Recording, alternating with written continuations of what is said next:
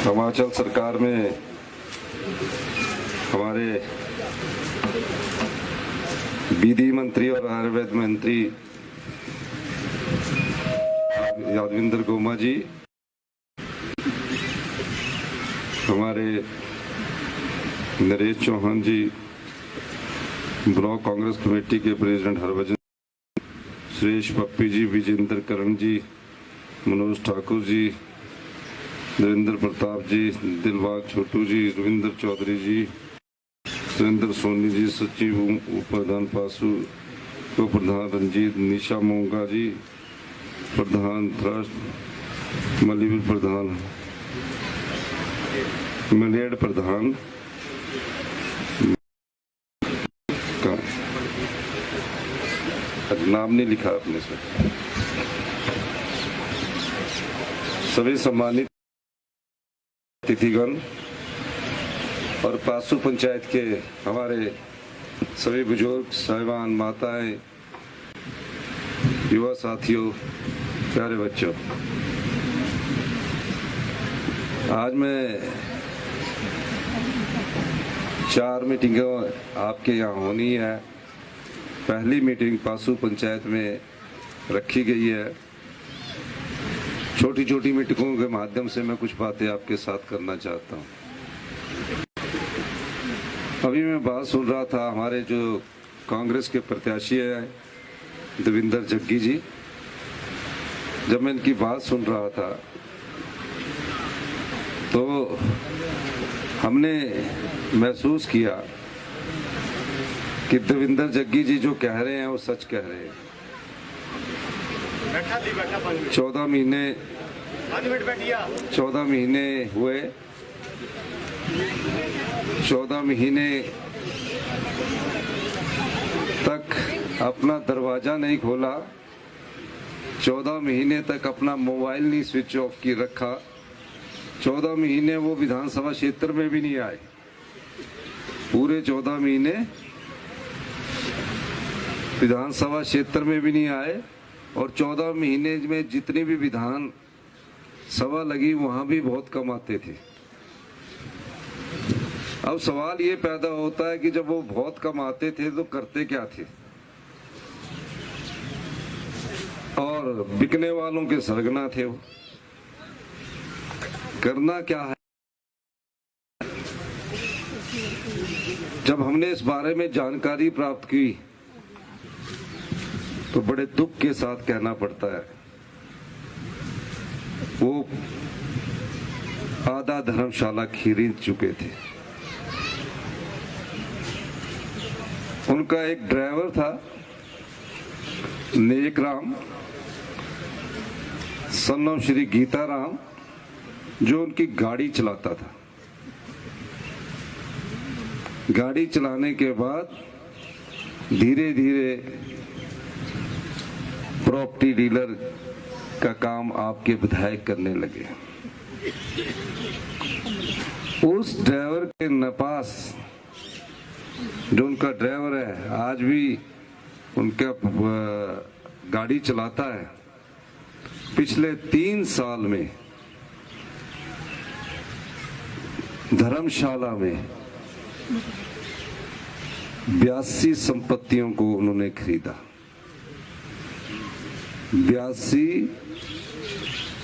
82 जमीनें उन्होंने आप किसानों की खरीदी, गरीब किसानों की खरीदी, और ये सभी जो सौदे हुए, ये सौदे धर्मशाला के शहर और धर्मशाला के इर्द गिर्द के हुए। तो आपका फोन कहाँ सुनना उन्होंने, आपसे क्यों मिलना, क्योंकि वो तो संपत्तियां खरीदते गए और 10 करोड़ रुपए की व्हाइट मनी में नेकराम ने संपत्तियां खरीदी। एक ड्राइवर के पास क्या 10 करोड़ रुपए आ सकता है जो उसकी गाड़ी चलाता हो? यही नहीं, और जगह भी कई संपत्तियां खरीदी। अब सवाल ये पैदा होता है कि जो चुनकर विधायक बनते हैं और इस प्रकार का काले धन से अपनी संपत्ति को 10 गुना बढ़ाने की कोशिश करते हैं, ये आपकी संपदा को लूटते हैं और जनता की नजर में ये दर्शाने की कोशिश करते हैं कि हम सेवक हैं, हम जनता के रक्षक हैं और धर्मशाला के गरीब किसानों की संपत्तियां खरीदकर आप रक्षक नहीं बल्कि भक्षक कहलाते हैं। ये इस क्षेत्र का बिका हुआ सरगना जो 10 साल पहले धर्मशाला में आया, 10 करोड़ का अपना महल बनाया और उसके बाद धर्मशाला क्षेत्र में 82 संपत्तियों का सौदा किया, अपना काला धन जमीनें खरीदने में लगाया। ये इस क्षेत्र के पूर्व बिके हुए सरगना की 3 साल में ये सबसे बड़ी कमाई की। 3 साल में खरीदी ये। आप बताइए कहां से आ रहा है इतना पैसा? और सफेद कुर्ता पजामा पहनकर अपने आप को बेदाग साबित करने की कोशिश करते हैं। इसका जवाब आप दीजिए। किन लोगों की संपत्तियों को आपने खरीदा? गरीब किसान की संपत्तियों को खरीदा, कोई खनियारा, कोई कहीं। 82 संपत्तियां बहुत ज्यादा होती है। मेरे पास जमीन का मालिक आया, कहा हमने कभी सोचा भी नहीं था कि एक विधायक साहब हमको फोन करके बोलेंगे कि ये संपत्ति आपको देनी पड़ेगी, मेरी तो थोड़ी सी जगह है। सारी जानकारी हम प्राप्त कर रहे हैं।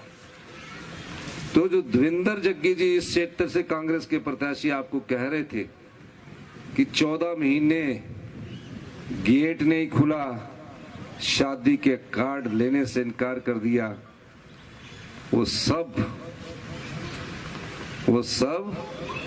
ध्यान जनता की सेवा में नहीं था, संपत्ति खरीदने में ध्यान था। और मैंने कहा है इसकी पूरी जांच होनी चाहिए, इसकी नहीं और कई लोगों के बेनामी नाम से संपत्तियां खरीदी है। पालमपुर, मनाली, शिमला, चंडीगढ़, दुबई, कई जगह संपत्तियां खरीदी। ऐसा कैसे गिद्दड़ सिंगी थी कि आप 5 साल मंत्री रहे और इतना सारा पैसा ले?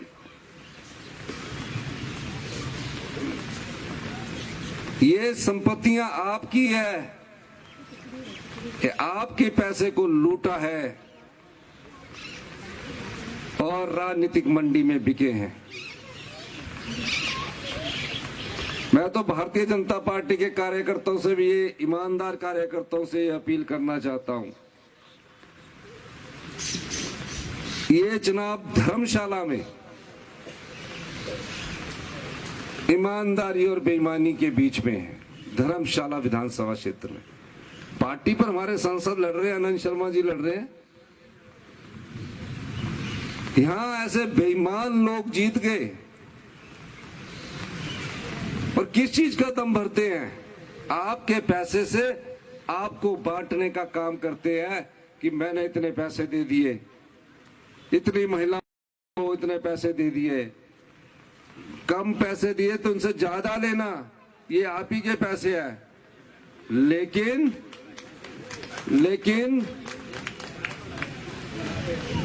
लेकिन इस प्रकार की बात ना करना। इसीलिए मैं आपको कहना चाहता हूं, मैं जानता हूं कि शाम का वक्त है, एक ऐसा विधायक आपने चुनकर बेचा जो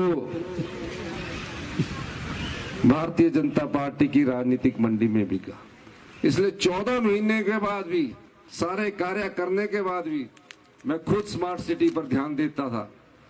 ढगवार में मैं 250 करोड़ रुपए का मिल्क प्रोसेसिंग प्लांट लाया, 500 करोड़ रुपए का यूनिटी माल लाया, स्मार्ट सिटी में इतने कार्य हुए, सब मैंने करने शुरू किए। इन्होंने एक बार भी मेरे पास आकर कभी धर्मशाला की बात नहीं की। हमने 15 महीने में अपनी बहनों को 1500 रुपया दिए, ओपीएस दिया, अनाथ बच्चों को सहारा की योजना बनाई, विधवा बच्चों के 27 साल तक पढ़ने की योजना लाई। 70 साल से ऊपर के बुजुर्ग, उनकी बीमारी का खर्चा हिमाचल प्रदेश सरकार 25 लाख तक हिमाचल प्रदेश सरकार उठाएगी। ये सब योजनाएं हम आपके लिए लेके आए हैं। लेकिन ये सारी योजनाएं मैं आपसे एक अनुरोध करना चाहता हूं। आप बड़े जागरूक लोग हैं, और जो जागरूक लोग हैं उनका एक उद्देश्य बन जाता है कि धर्मशाला जैसा पढ़ा लिखा क्षेत्र, जो यहाँ का बिका हुआ विधायक है, भू माफिया बन बैठा है। और मैं ये तथ्यों के आधार पर कह रहा हूं, ऐसे व्यक्ति को सबक सिखाना है। हमने 15 महीने में आपके लिए ऐसी ऐसी योजनाएं लाई जिससे आम आदमी का भला हो। मैं एक आम परिवार से उठकर मुख्यमंत्री बना, मेरे मन में आपके लिए पीड़ा है, दर्द है। प्रदेश में आपदा आई, आपदा में भी केंद्र सरकार ने हमारी कोई सहायता नहीं की। 1.5 लाख रुपया घर बनाने के मिलता था, हमने उस आपदा प्रभावित परिवारों की मदद करने के लिए कानून बदल दिया, नियम बदल दिया और 1.5 लाख से बढ़ाकर 7 लाख रुपए कर दिए। 18 साल से ऊपर की सभी बेटियां जिनकी उम्र 18 साल की हो चुकी होगी, 1500 रुपया हर महीना देंगे, साल का 18,000 रुपया देंगे, साल का 18,000 रुपया देंगे। भारतीय जनता पार्टी के लोग क्या किए, चुनाव आयोग के पास चले गए, कहने लगे, चुनाव आयोग के पास जाकर कहने लगे ये रुकवा दो, फार्म रुकवा दिए। हमने चुनाव आयोग में आपकी लड़ाई लड़ी, अब आप जितनी भी महिलाएं हैं अपने फार्म भर सकती है, वो आपके पैसे 10 दिन के लिए रुकवा सकती है। मैं यहां से आपको कहना चाहता हूं कि अगले 10 दिन के अंदर हम अप्रैल के भी 1500 और मई के भी 1500 रुपया आपके खाते में देंगे। हम आपके लिए योजनाएं लेकर आ रहे हैं। और धर्मशाला विधानसभा क्षेत्र में इस बार लड़ाई पार्टी आधारित न होकर ईमानदारी और बेईमानों के बीच है, झूठ और सत्य के बीच में है, धर्म और अधर्म की लड़ाई है। ईमानदार बीजेपी का जो कार्यकर्ता होगा वो भी ये जानता होगा कि 14 महीने पहले तो मैं इनके खिलाफ लड़ रहा था, 14 महीने बाद ऐसा क्या हुआ कि वो भारतीय जनता पार्टी का टिकट यहाँ के नेताओं को भी नहीं पूछा होगा, यहाँ के कार्यकर्ताओं की तो दूर की बात।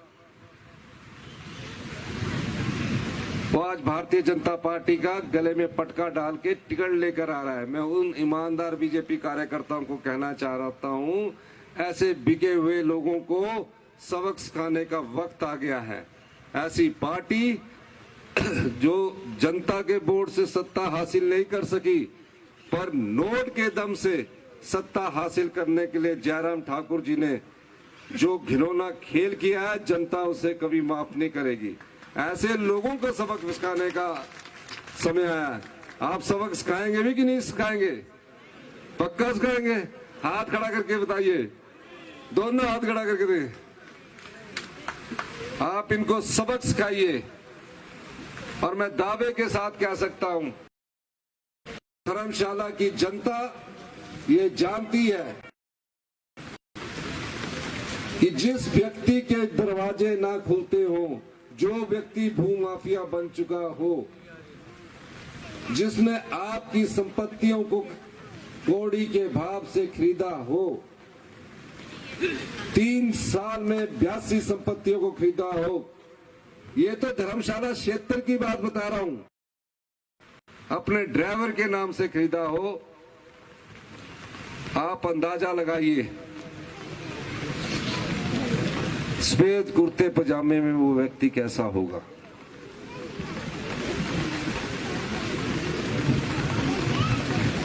यही मैं आपसे कहने और एक बार आपसे ये चाहता हूं, बारिश तेज हो गई है, कि देवेंद्र जग्गी जी को आप अधिक से अधिक वोट देके जिताइए। मैं धर्मशाला का विकास करूंगा। 3.5 साल हमारी सरकार है और आपने वोट देकर जिताना है। बहुत बहुत धन्यवाद।